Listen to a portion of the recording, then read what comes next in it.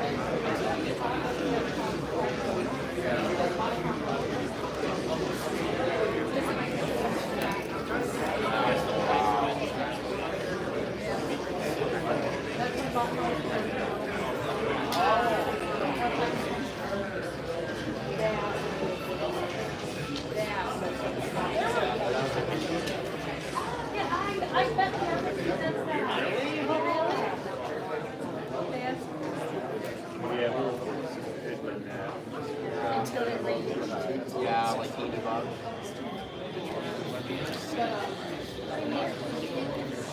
Sure you're sitting.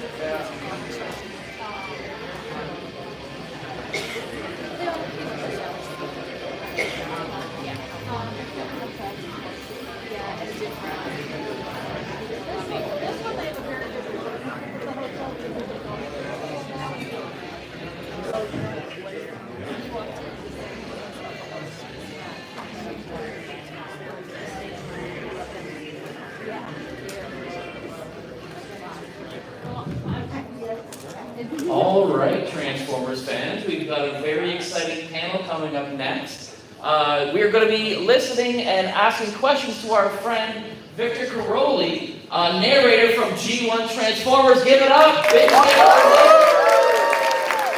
time at TFL in Toronto. Now, Terry is not with us currently, but we're hoping he's going to be joining us shortly. And kind of filling in as our moderator, we have writer Jim Sorensen. Big round of applause.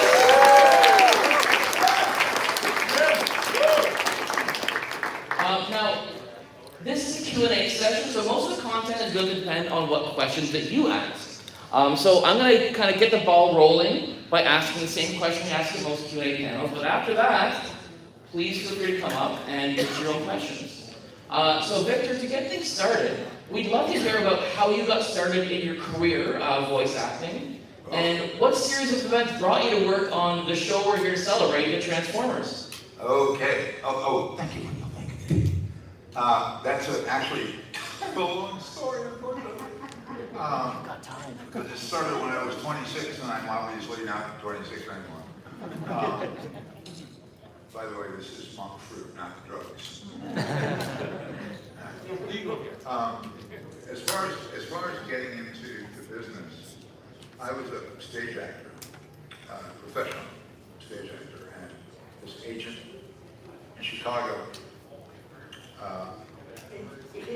heard my voice, and she said, "Young man," I was 26 at the time. She said, "Young man, have you ever done any voice?" And I said, "What's that?" Because back in 1968, yes, some people, there was a 1968. And so she told me what it was, and she said, "Do you think you could do that?" So I don't know. So she gave me a piece of copy and I read it out loud. And she said, "Do you have a tape recorder at home?" And I said, "Yes, I have a tape recorder." She said, "Read some ads onto the tape recorder out of a magazine and bring me the tape." Okay. So I did this. Now, this is in Chicago. And so I did that. And she took that tape around to advertising agencies in Chicago. And damned if in 3 months I wasn't making a living doing voiceover. So that's how I got into voiceover. Now, as far as Transformers is concerned, it was an advertising agency in New York. I don't know if it still exists or not. It's called Griffin Bacall.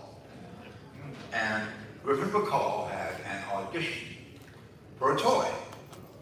Okay. So my agent calls me and says, "Hey, babe, we want you to go on this audition for this toy." I said, "Okay." So I go to the audition and I win it. And it turns out the audition is for a Transformer toy. So I do the job.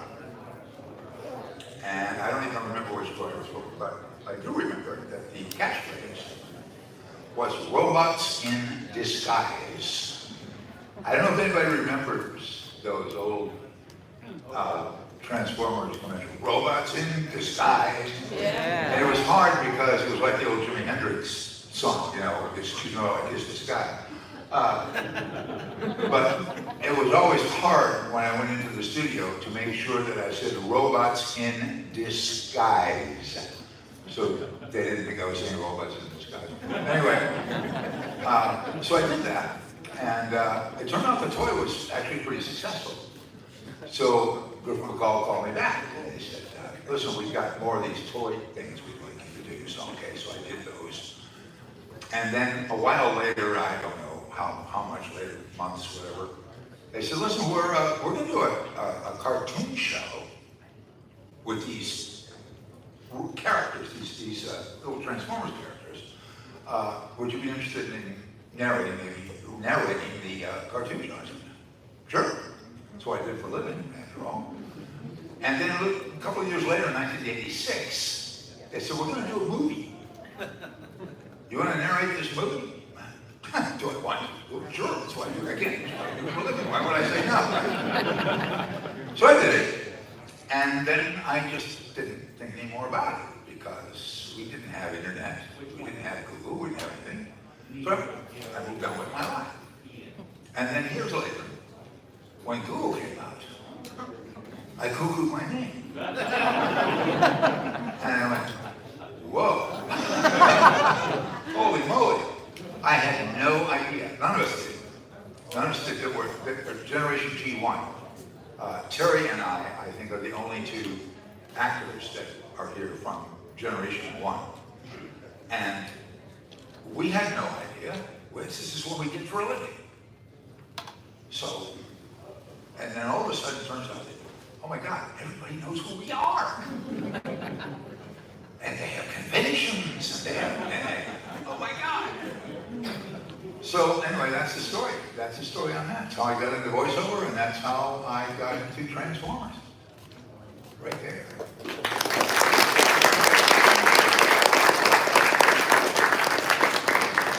I think it'd be great if we could have some people come up and ask questions, but while people are lining up, can you talk about some of the non-Transformers roles that you've done in your career? Oh, wow. Well, as far as cartoon work goes, I haven't done a whole lot of that, but are any of you familiar with the original movie of My Little Pony? The original, okay, where Sandy Duncan was the lead woman. I was the voice of Tirak, the centaur at the end, who was going to give all the little ponies, eat them all up again. And there was another kind of weird one called Bravest Warrior, where I played the paralyzed horse. I never really watched that one. And I can't think of any others. There were a couple of others, but I just don't remember. They never went anywhere, and they just never did it. But most of my work was commercial work, television commercials. I did, believe it or not, CoverGirl commercials for 12 years. I was the voice of Monday Night Football when it was on ABC. When it moved to ESPN, they wanted a different voice. I did also like toothpaste, Space, United Airlines. What else did I do, Patty? What else did I do? Dentine chewing gum. There's so many.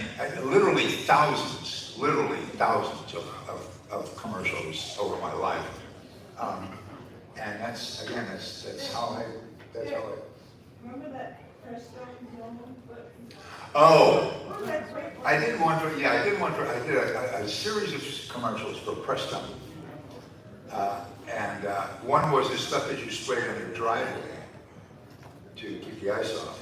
And the tagline was, "Kiss your ice goodbye." That was a favorite. That was a fun one to do. And I did a lot of what they call radio imaging for rock stations. Things like the guy that says things like, "If it's too loud, you're too old. Kiss 95, FM." Stuff like that. I do a lot of that for radio stations. But to try to remember, again, literally, in the real, true, honest sense of the word literally, as opposed to figuratively, thousands and thousands of commercials over the 40 years I was in the business. So it's a little hard to remember. That sounds awesome, I love that. Yeah, because this is what I do for a living, and I did make a pretty decent living at it, so there were a lot. So, young man, what's your question? Hi. So Victor, building off of what you said before about Google and how that was so huge and just changed everything for you, what are some major changes you've noticed throughout your time in the industry, either how it operates or just the production side of things, or what people will ask for and reads? That is an excellent question, because there been a lot of changes over all the years. First of all, when I first started working, I was going to recording studios, and they had all these patch cords and all this stuff on. And then slowly, other people began working from home, the financial guys, and I thought, well, there's no way I'm never going to be able to work from home because I can't do all that stuff. I'm an actor, I can't do it. And it turns out now, we can. All of us have studios in our homes. And people come to my house, "Hey, you got a studio in your house?" Yeah. "Can I see?" Yeah. They say, "Well, where is it?" "It's right there." "Where?" "That right, you see that thing sticking out there?" "Yeah. That's the microphone." "Oh, that's it?" Pretty much, yeah. So that has changed, because now we can actually work from home. You don't have to be an engineer. There are software programs. The one I use is one called Twisted Wave, which it's like Microsoft Word for voice. I can actually take I remember one time I was doing a radio station that ended in 95. And I did a take that I really liked, but at the end of it I said, 95, and you couldn't hear the V. You couldn't hear the V. So I went back to a take I didn't like, and where you could hear the V. I took the V off of that one, and moved it over, and I put it on the take I liked. And you don't have to be an experienced engineer to do it. It's like taking the S off of a word in Microsoft Word and moving it over, putting it over on a word that was supposed to have it and didn't. So that was a very, very big difference. The other very, very big difference, which is a rather unfortunate difference for people, younger people trying to get into the voice racket now, is celebrities. When I was in the business, late 60s, but very late 60s, mostly 70s, 80s, early 90s, and I call us the peasant voiceover guys. Those of us who are not, Donald Sutherland and George Clooney, and the peasant voiceovers. We did everything because the celebrities looked down on voiceovers. we don't do that, we don't do that. So we did everything.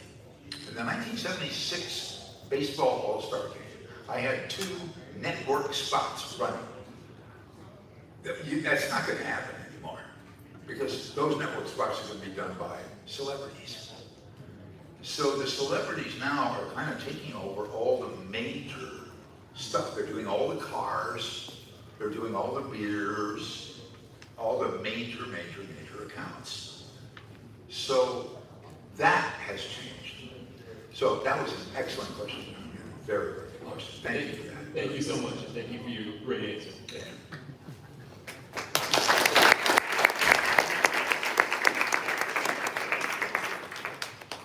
Hi, Victor.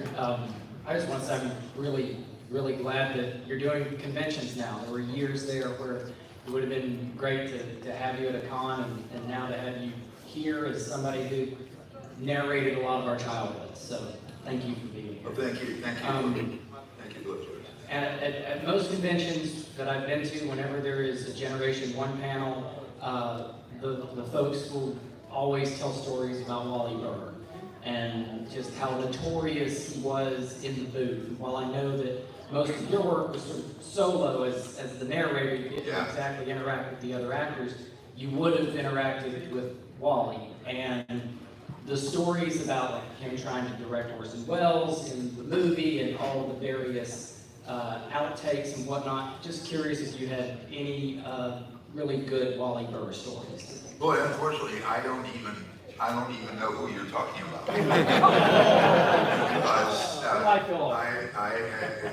Well, some of you know this and some of you don't, but I recorded all of my narration in New York. All the other guys, all the other actors were in LA. So my stuff was recorded in New York, sent to Los Angeles, and then woven into the fabric of the show. And it wasn't until, I think about a year and a half ago or so, we did a Zoom call for some reason, I don't remember exactly why. There were about 6 or 8 of the LA actors on it, and me. And that was the first time they'd ever met me.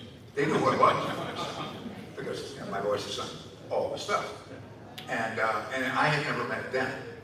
So that was the first time I'd ever seen them. And then Orlando, last year, the convention in Orlando, I met Richard Newman and Dave Soloff and several of the other people. But that was the first time I'd ever met them, the first time I'd ever seen them.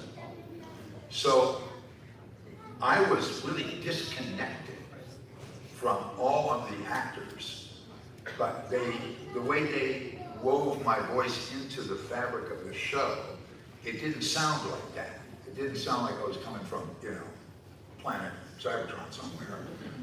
It sounded like I was actually part of the show, so that was the engineers that did that. So I have no stories at all. It was me and the engineer, two of us, and the script.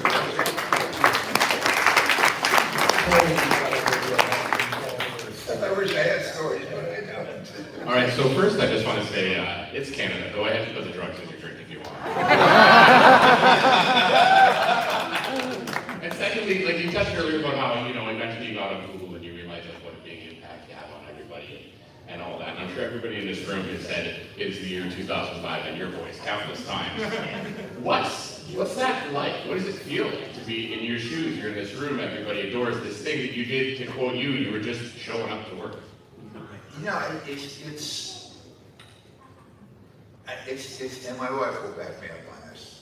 She's sitting right over there. This is, I still can't wrap my head around this. That if I said it the way I say it, that you guys would probably all break into applause. I don't consider myself a celebrity by any means, because a celebrity to me is somebody that is recognizable. When you walk down the street, you say, oh wait, that's Tom Hanks. Hey, that's Meryl Streep. That's a celebrity. I'm not a celebrity. I'm just a voice that you recognize. I'm not even considered said, well, I guess my agent has me on his celebrity voice list. But, you know, that doesn't really cut it. And I'll tell you a story about that in a minute. But it's a very, very odd feeling to be up here right now and doing what I'm doing. Because, you know, why me? I'm just a peasant voiceover guy. We did a series of work 35, 40 years ago that turned into all this. I didn't turn it into all this. You guys did. And yet here I am. And I still don't get it.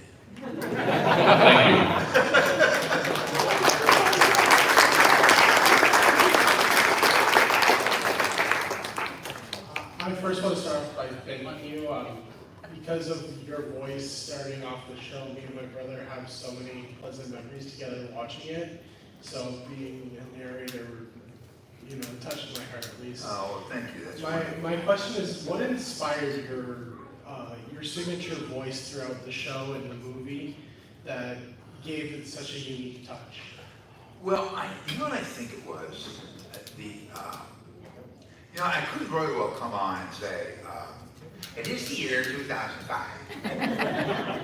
Thank you.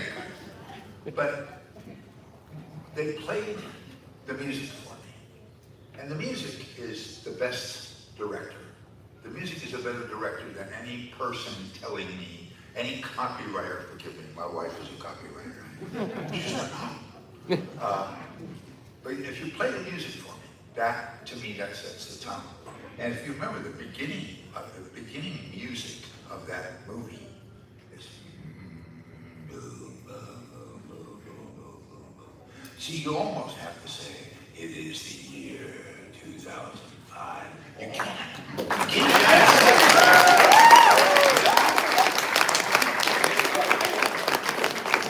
can't not say it that way because it has to go with the music. You've got music, you've got voice, and you've got picture. And those three elements have to complement one another.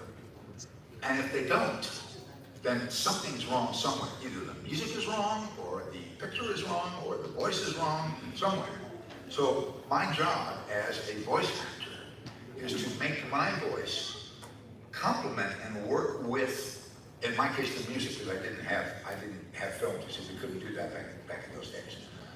So I had to make my voice work with the music that I was hearing. And so that's what created that voice for me. But that's a very good question, thank you.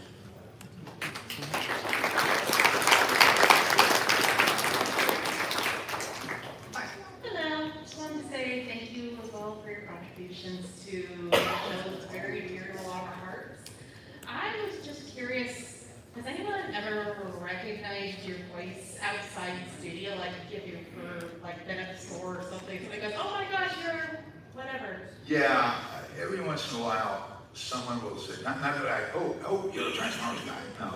But they'll say things like, I know that voice. I know that, I've heard that voice. Have you ever been on TV or something like that? Yeah. But never really anything specific. Now, they used to, back in the 70s and 80s when I was actually working, because I'm retired now, I've been retired for a while, but when I was actually working and I had stuff on the air, people might say to me, hey, aren't you the guy that does that ultrafine commercial? Aren't you the guy that does that, whatever, you know? Yeah, they would do it back then, yeah, but not now, but yes. Thank you.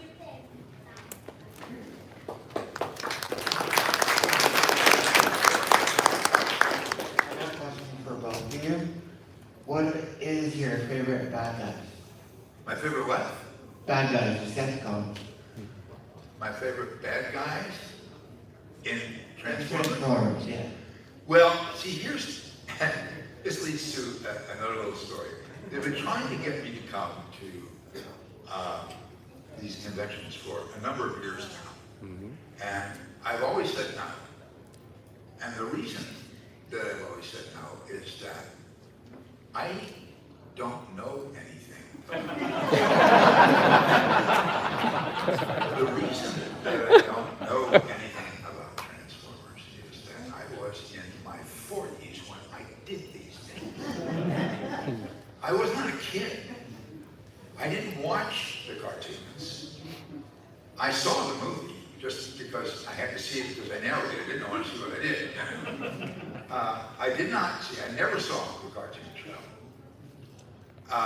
I would occasionally see the commercials because I did watch TV back then. So I don't know who Starscream is. I don't know Jetwing. I don't even know the names of the characters. So I used to say, like, I can't go to this. I said to my wife, I can't go to this thing. I don't know anything about it. They're going to ask me about all these characters. I don't know anything. But finally, Colin Douglas, who runs this whole show, he called me, it was 2 years ago, and he actually called me instead of just writing to me, and he said, we really like to have you come. I said, you know what, I'm going to go this time. But then COVID hit, so I couldn't go. So the next year, which was last year, I did go to Orlando, and found that it didn't really matter. I had an absolute blast. We had so much fun. But unfortunately, I can't answer your question because, as I say, all I know is that Optimus Prime was a good guy and Megatron was the leader of the bad guys. And honestly, that's really all I know about Transformers. I hate to disappoint you, but that's it. I don't know anything about them. That's all we need to know. I really don't.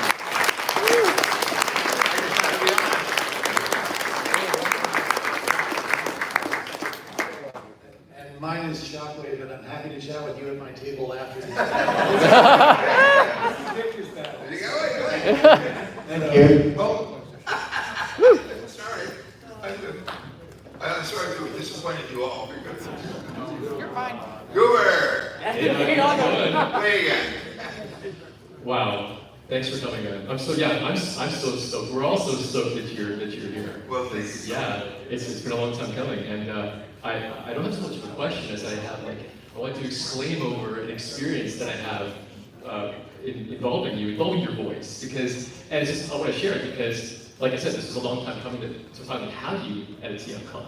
So it's amazing. And when I was a kid growing up with the Transformers episodes, on the playground, I was like between 8 and 10, around those ages when it was really in its heyday for me. And on the playground as kids, we would always, all my friends were the Transformers too and watching the cartoons. And we would always try to emulate and impersonate the characters. We'd try to, copy the voices and play the characters out in our playground games. And we always did our best, we had our favorites, and there was always a few voices that no one could get right because they were like the deeper voices or the more complex voices. And we would still try, we'd try to grind our throats to sound like Soundwave. Never worked, right? Because obviously it's a computer voice. And Optimus Prime, nobody could speak deeply enough to get Prime's voice right.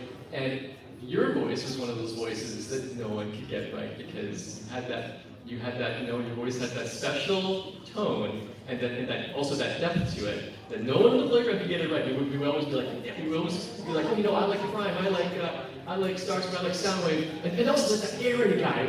We never knew, when we were kids, we didn't pay attention to the actors' names, so we didn't know Prime was Peter Cullen, we didn't know Megatron was Frank Welker, we didn't know the name of the narrator. We would just say, oh, we love Prime, we love Megatron, and we love that narrator guy. And I remember times when me and my friends would talk about Transformers, and we'd be like, you know what, that narrator guy has the coolest voice. I wonder who that guy is, So I remember having conversations like that, just wondering who was that narrator guy. And it's so now it's like, oh my God, I've met the narrator guy. Yeah, it was you, and I'm so happy that we get to have this experience with you. So well, thank you. Thank you. Thank you very much. Thank you. That's a very sweet story.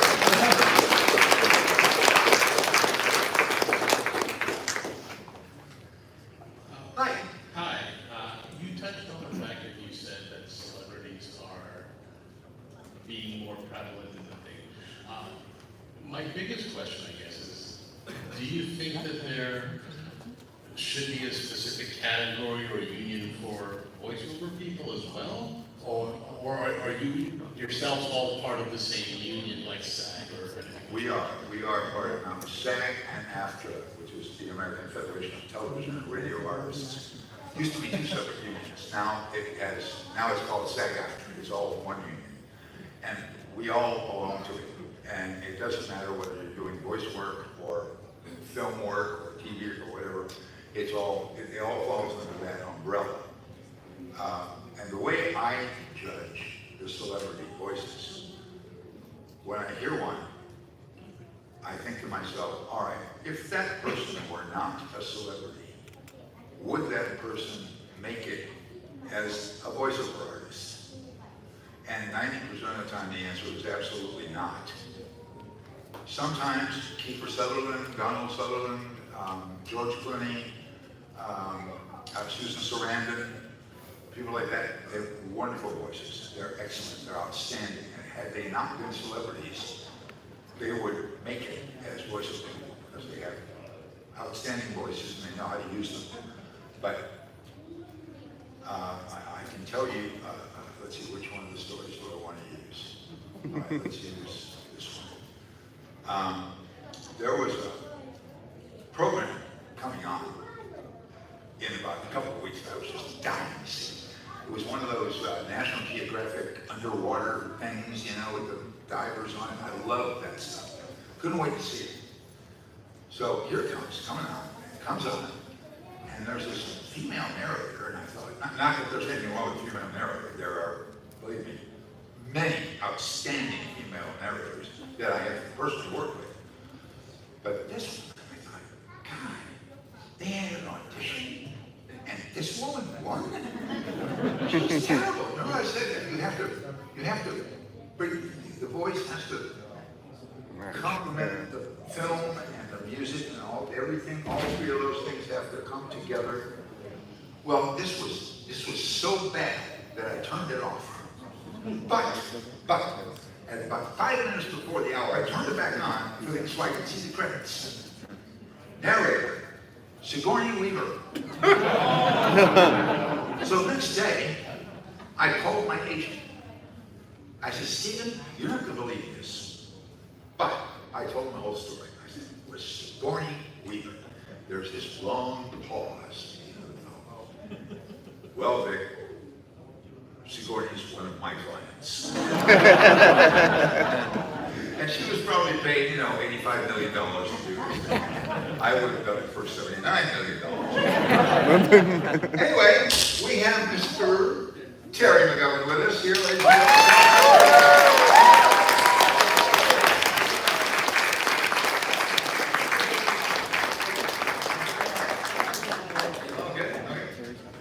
As Terry sits down, I want to ask all of you a question. How many of you have ever met in your entire lives someone who was born on exactly the same day, month, and year that you were? I see 1, 2, 3, 4, 5. And you're not a twin? Well, as it turns out, this gentleman and I were born on exactly the same day, month, and year.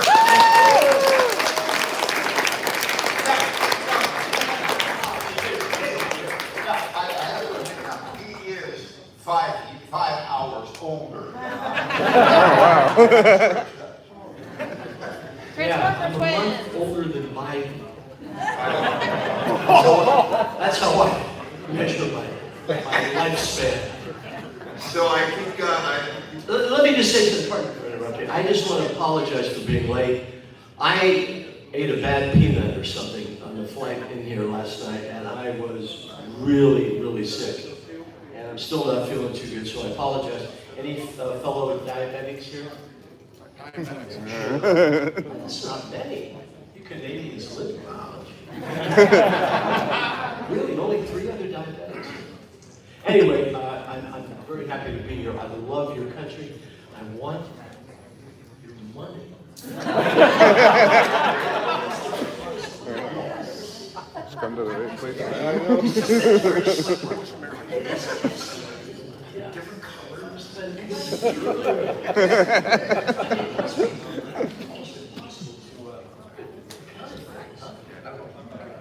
We'll have to try it later. To try it later. What are we talking about? We're Let's get back on the subject. So Terry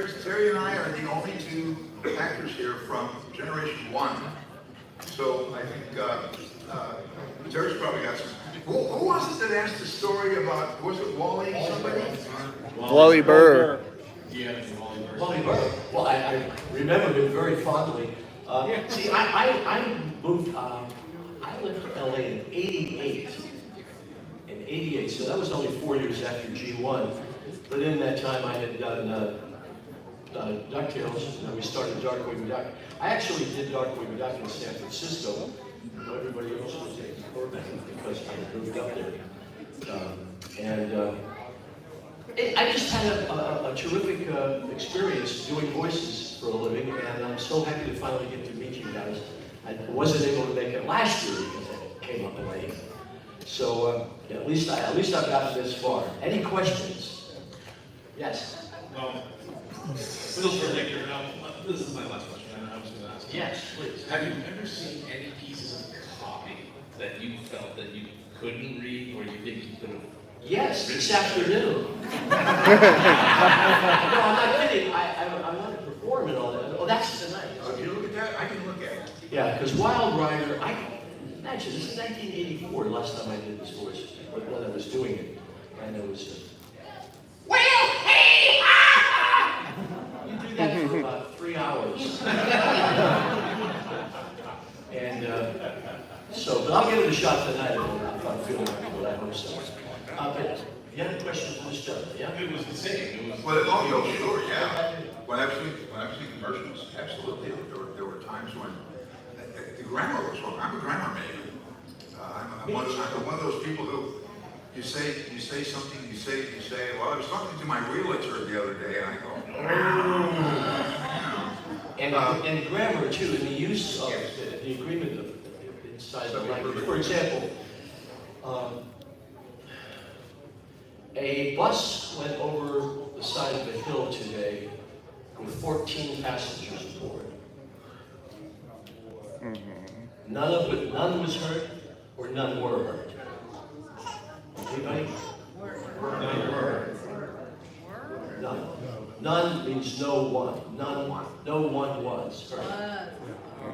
And I've seen people get a substantial amount of money on television.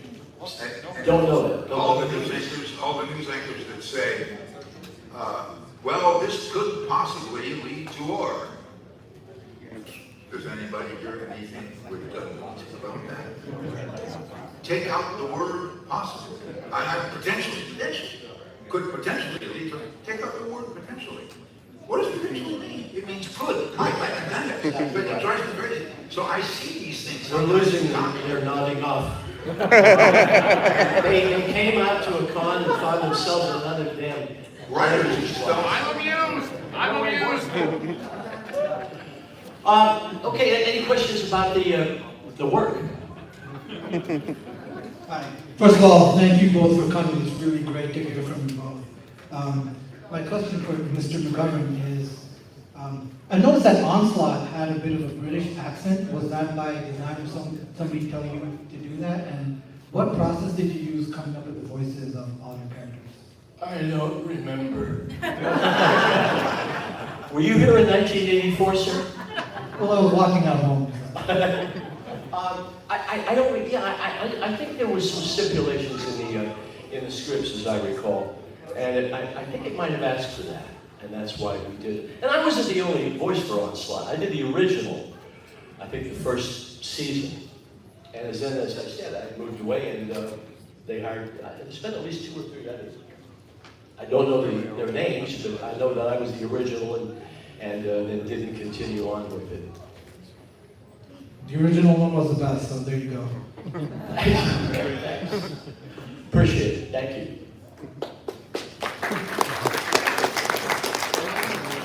Hey, bro. I had a question for Victor, but probably it's one that you don't know the answer to. I was born in 19... Just got up here to stumble, huh? Just to be nice, yeah. No, I was born in 77, right? And I'm a big 80s cartoon fan, Transformers, of course, G.I. Joe, He-Man, Thundercats, Teenage Mutant Ninja Turtles, right? only one that has a narrator that I can remember is Transformers. So it added so much to the show. There's Yeah. so much less exposition. You know, it makes it not more mature, obviously, but on that level. So I was wondering, first of all, thank you for that. But also, do you know why they decided, like even G.I. Joe and like Gem or Sunbow shows, they didn't have a narrator, but Transformers did. So do you know why they chose to have you? That's a very good question. I don't know the answer. Isn't that Well, you know, it's a conceptual decision. It's made the first page. They decided what they wanted to do, and I think it was a good choice. Yeah, no, it's brilliant. Like even, not just in the movie. I think season 1, episode 1, you come in first, right? I don't know. I never thought about that. It's great, right? You really knows the damn narrator. You are the first voice in Transformers. Yeah, but you're the first guy you hear. But when he said that G.I. Joe and all those other shows, kind of shows that are like that, did not have narrator. Like G.I. Joe and Gem are made by the same people. I would suggest structurally, it probably because Transformers was such an alien concept compared to the other shows, which were about humans on Earth. Transformers, you know, it starts millions of years, not millions of years ago. And it gives you that extra information that would be hard to impart otherwise, other than They're very real Jack and Bumblebee trying to fit it into their dialogue, right? You did a very similar narration for their cartoon Robotics. Yeah. You and Yeah, it was that same sort of, 3 million years ago. I have those stories, but I don't remember the cartoon. Terry, you were supposed to be here last year, right? Did you send a video or something, or? No, I was sick last year too. I'm a mess. And I really do apologize. No, it's okay. Yeah, I'm so glad I at least got here this year. Maybe next year I'll come here and be in good shape. You're doing better than Biden. Oh, damn! What are we going to do? You guys have any clues, any hints? I don't have a vote, obviously, being Canadian, but I would vote for him even if he was a corpse over. Good for you. Look at the alternative. Yeah, that's exactly it. That's ridiculous. Anyway, I won't get into it too much politics. Do you know, you played Big Treasure in this one episode called Masquerade, and it was a different voice actor all through season 1 and stuff. So one season 2 episode, you played the voice of Big Treasure, and I was just wondering, how come? This is going to get pretty old, me saying, I don't remember. And I don't remember, but I know that, these jobs, you show up for them. Well, first of all, you audition. But oftentimes you will, the producer, in this case Wally Burr, great guy, what a great guy. He knew what we could do. So if there was an extra voice, like I was doing Wild Rider, on lunch, It was a subathon heavy episode. on DuckTales, I showed up one day and they said, you're one of the Beagle Boys. Okay. And then you just kind of get tossed it, You just in the room. Yeah, the good producer knows what you can do, but where your sweet spot is. So, We have about 8 minutes left, so we'll try to get through everyone, but we may not. that's it. Gentlemen, thank you very much for coming here. This is a question for Victor. I want to know, when you record your lives for the 86 movie, the international versions of Transformers the movie have a kind of like a... You just say the international virgins? Version.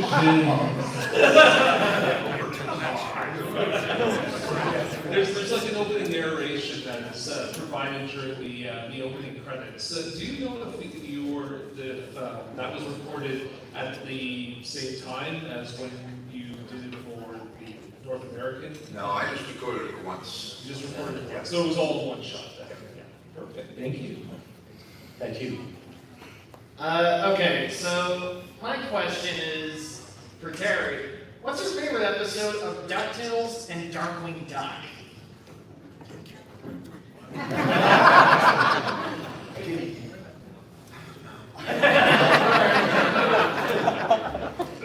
All I can tell you is that working on DuckTales was one of the most fun things I've ever done in my life, because I don't know if people talk about this much. The actual physical location of where you are is in a studio at Disney. And that alone is just a thrill. You know, just the first time I walked in there and sat down, and there was my name on the script. And it was just an incredible thrill. Oh, I rewatched it last year because I thought you were going to, come. So I went through it all, but it was worth it to revisit DuckTales because it was just that good of a show. Yeah, well, the Launchpad was much more press. He did a lot more shows than he did on Darkwing Duck. By the way, Seth Rogen, I have it on pretty good authority, is going to be doing a new Darkwing Duck. And I'm going to give you his address. And because I don't live in, I'm not in the community anymore, so I'm trying to figure out how do I get over the transit and get his attention. But yeah, it's supposed to be one of the works from Seth Rogen. He did a great job with Ninja Turtles. So I'm sure I did not care for the reboot of DuckTales. Not only because we weren't invited back, not one of us. And that to me was a real disappointment because Disney has always been known for continuity and a certain amount of loyalty to their voices. And I don't think it's so much that they're loyal to the actors as they are to the fans and don't want to jar them with suddenly a different voice. Because you guys will hear it in a split second. You'll know instantly. But they rented the whole franchise out, and not one of us was used from the original show. And one final note on that, Alan Young, who is one of the greatest people I've ever worked with in my life, what a sweetheart, did a better Scottish burr than David Tennant did on the reboot, and he's from Scotland. So there. Thank you. Thanks. Okay, so here's my question. You might have already answered it, maybe not. What was it like working with Alan Young on DuckTales and Jim Cummings on Darkwing Duck? Okay, Jim was, I was just talking to somebody who said, they heard Jim say that he only worked with me once in person. And that sounds right, because as I said, we did DuckTales in '84 and did a whole bunch of lots. And then it was over. And I moved up to San Francisco back home and to go back to radio, and I get a call from my agent that says, you have been spun off. Now to my knowledge, I think Launchpad is the first spin-off character to go from one series to another. I'm probably wrong on that, but I was really delighted to hear it. But I had to do the recordings up in San Francisco. I couldn't fly down every week, and they accommodated me, and we did a phone patch. You know what that is? Yep. Okay. Don't do phone patches anymore because you can record live with people who are great distances away. Did I answer your question, or did I keep it come close? Well, what was it like working with Alan Young? Oh, I had said, absolutely the royalty of voice work. He was a prince of a man, absolutely a prince. And he always sat somewhat apart from us because he had so many lines in it. He was sort of canted so he could look at all of us, and so we could play off it. And everybody just delighted in making him happy, and you're doing your best performance for Alan Young because he always gave his best. Thank you. Thank you. I think we have time for one last question. All right, I'll make it good. So I'm always curious about how professional actors come into this kind of world with spacey stuff and the names of complicated toys and things like that. Sometimes these actors are, really Shakespearean and dramatic as far as their viewpoint on acting, and how did you approach this kind of spacey, weird stuff? I had no high artistic ideals to interfere with my work. I was a disc jockey. Primarily that's how I made my living from the time I was about 20 years old. I worked in major market radio and had a great career, very, very lucky. And acting was something I did also, but alongside of it, this was my steady work. And these were the jobs I got if I got lucky after an audition. So I think I brought some good standards to it. I didn't let the classics get in my way. Let's put it that Very good. Awesome, thank you guys. Thank you. Ladies and gentlemen, that was Brandon Glover and Bishop Crowley. Please give it up for them. From the same guy.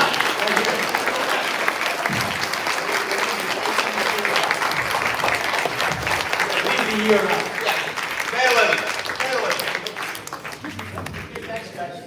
Thank you, guys. Thanks. Big round of applause. Third party panel, so come on back. Believe everyone.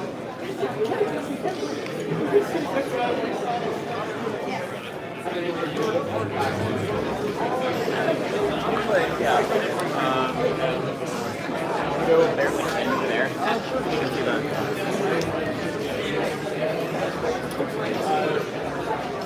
Also looking for Stephanie and Katie will be here as well. Oh, hold up, Vince over here.